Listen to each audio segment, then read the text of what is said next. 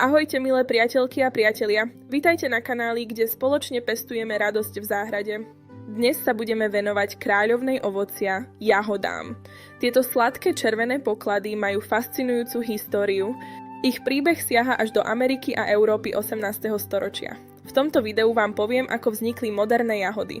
Dozviete sa, ako ich ľudia šľachtili a hlavne prinesiem vám podrobný návod, ako ich úspešne pestovať u vás doma. Či už máte veľkú záhradu, balkón alebo fóliovník, tieto tipy vám pomôžu k bohatej úrode. Pozrime sa na to spolu. Jahody majú zaujímavý príbeh. Divoké lesné jahody ľudia zbierali už v staroveku. Spomínajú sa v rímskych textoch. V stredovekých záhradách sa pestovali skôr pre chuť a liečivé účinky, než pre veľkosť samotných plodov. Moderná záhradná jahoda vznikla až v 18. storočí. V roku 1714 priviezol dôstojník Frazier z Chile veľkoplodú jahodu čilskú. Tu neskôr v Bretonsku krížili so severoamerickou virgínskou jahodou. Tak vznikol hybrid, ktorý milujeme dodnes.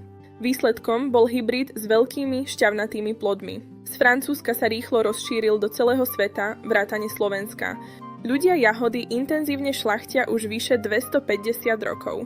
Dnes existujú stovky odrôd, ktoré delíme na dve hlavné skupiny.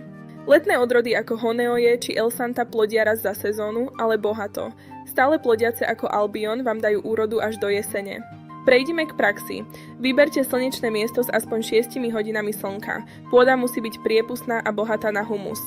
Sadenice vysádzajte v rozostupoch 30 cm. Dôležité je, aby srdiečko rastliny zostalo tesne nad povrchom pôdy. Ihneď po výsadbe mulčujte slamou. Plody ostanú čisté, nebudú hniť na zemi a vlaha sa v pôde udrží oveľa dlhšie. Zalievajte pravidelne, najlepšie ráno a priamo ku koreňom. Suché listy sú najlepšou prevenciou proti plesňam. Nezabudnite odstraňovať odnože, tzv. Fúzy, aby rastlina zbytočne nevyčerpávala svoju energiu na úkor plodov. Bonusový tip. Skvelými susedmi pre jahody sú cesnak alebo cibula. Pomáhajú prirodzene odpudzovať niektorých škodcov.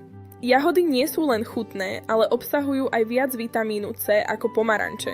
Skúste ich čerstvé alebo v domácich receptoch. Napíšte mi do komentárov, ktorú odrodu pestujete vy. Ak sa vám video páčilo, dajte like a prihláste sa na odber. Čaute.